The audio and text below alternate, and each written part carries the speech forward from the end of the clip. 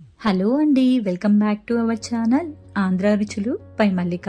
ఈరోజు మనం కొత్తగా బంగాళదుంపతో ఈ విధంగా స్నాక్స్ ఎలా ప్రిపేర్ చేయాలో చూద్దామండి. చాలా టేస్టీగా ఉంటాయి.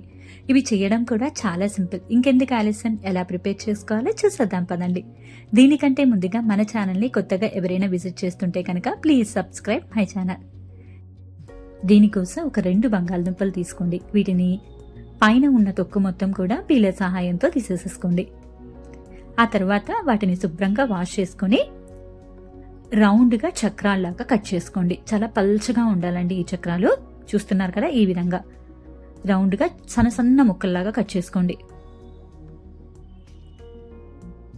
ఇలా మొత్తం కట్ చేసుకున్న తర్వాత వీటన్నిటిని కూడా ఇలా నిలువుగా సన్నగా కట్ చేసుకోండి. వీడియోలో చూపిస్తున్న విధంగా ఇలా బంగాళదుంపలు మొత్తాన్ని కూడా ఈ విధంగా కట్ చేసుకోవాలండి.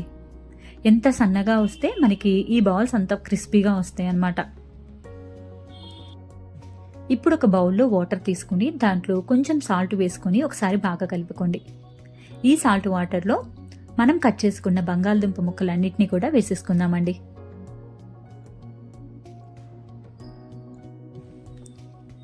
ఇలా మొత్తం కూడా సాల్ట్ వాటర్లో వేసిన తర్వాత ఒక 20 నిమిషాల పాటు దీన్ని అలా పక్కన పెట్టేసేయండి.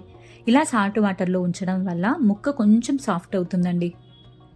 20 నిమిషాల తర్వాత దీంట్లో ఉన్న వాటర్ మొత్తం కూడా తీసేసుకోండి. 2-3 సార్లు వాటర్తో మరోసారి కడుక్కోండి, సాల్ట్ మొత్తం కూడా పోయేలాగా. ఇలా నీట్గా వాష్ చేసుకున్న తర్వాత ఒక చిల్లులు గిన్నెలో కానీ లేదంటే కనుక జల్లెల్లో కానీ వేసేసుకొని తీసుకోండి. వాటర్ మాత్రం అస్సలు ఉండకూడదండి. ఇప్పుడు వీటన్నిటిని కూడా ఒక మిక్సింగ్ బౌల్లోకి తీసుకుందాం. ఇప్పుడు ఇందులో 1.5 టేబుల్ స్పూన్ వరకు కార్న్ఫ్లోర్ వేసుకోండి.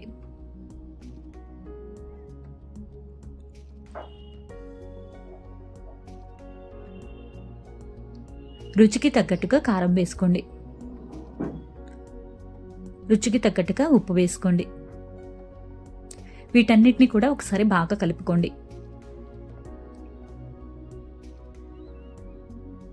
మనం వేసుకున్న కార్న్ఫ్లోర్, ఉప్పు, కారం ఇవన్నీ కూడా ముక్కలకి బాగా పట్టేలాగా కలుపుకోండి. ఇలా బాగా కలిసిన తర్వాత దీంట్లోనే కొంచెం బియ్యపిండి వేసుకోండి. మరీ ఎక్కువ వేసుకోకండి, కొంచెం వేసుకుంటే సరిపోతుందన్నమాట. నేనైతే ఇక్కడ 1.5 టేబుల్ స్పూన్ వరకు సుమారుగా వేసానండి బియ్యపిండి. ఇలా వేసుకొని కొంచెం బాగా ప్రెస్ చేస్తూ కలుపుకోండి. ఈ విధంగా వస్తుందండి మిశ్రమం మొత్తం కూడా.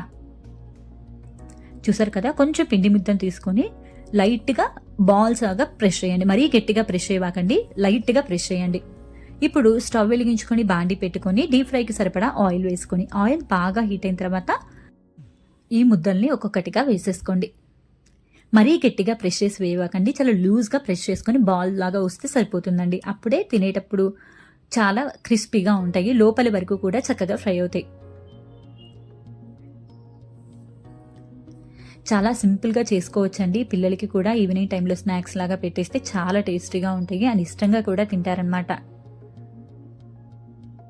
వీటిని మీడియం ఫ్లేమ్లో ఫ్రై చేసుకోండి. హై ఫ్లేమ్లో ఫ్రై చేసుకున్నాం అనుకోండి తొందరగా కలర్ వస్తుంది, కానీ లోపల వేగదనమాట. సో అందుకని మీడియం ఫ్లేమ్లో ఫ్రై చేసుకోండి, గోల్డెన్ బ్రౌన్ కలర్ వచ్చేంత వరకు కూడా. మనకి ఈ కలర్ వస్తే సరిపోతుందండి. ఇప్పుడు వీటన్నిటిని కూడా తీసేసుకొని ఒక ప్లేట్లోకి తీసుకుందాం. ఇదే విధంగా మిగతా మిశ్రమాన్ని మొత్తాన్ని కూడా బాల్స్ లాగా చేసేసుకొని ఆయిల్లో వేసేసుకుందామండి. వీటిని కూడా ఇలా గోల్డెన్ బ్రౌన్ కలర్ వచ్చేంత వరకు కూడా ఫ్రై చేసుకొని తీసేసుకుందాం. అంతేనండి, ఎంతో టేస్టీగా ఉండే క్రిస్పీ పొటాటో బాల్స్ రెడీ అయిపోయినాయి. చాలా టేస్టీగా ఉంటుందండి. సింపుల్గా చెప్తూ ఈవినింగ్ టైం పిల్లలకి స్నాక్స్గా చేసి పెడితే చాలా ఇష్టంగా తింటారు. మీకు కనుక ఈ రెసిపీ నచ్చినట్టయితే మీ ఫ్రెండ్స్ అండ్ ఫ్యామిలీకి షేర్ చేయండి. మరిన్ని ఇలాంటి హెల్తీ అండ్ టేస్టీ రెసిపీస్ కోసం మన ఛానల్ని సబ్స్క్రైబ్ చేసుకుని కింద ఉన్న నోటిఫికేషన్ బటన్ని ప్రెస్ చేయండి. Thank you for watching.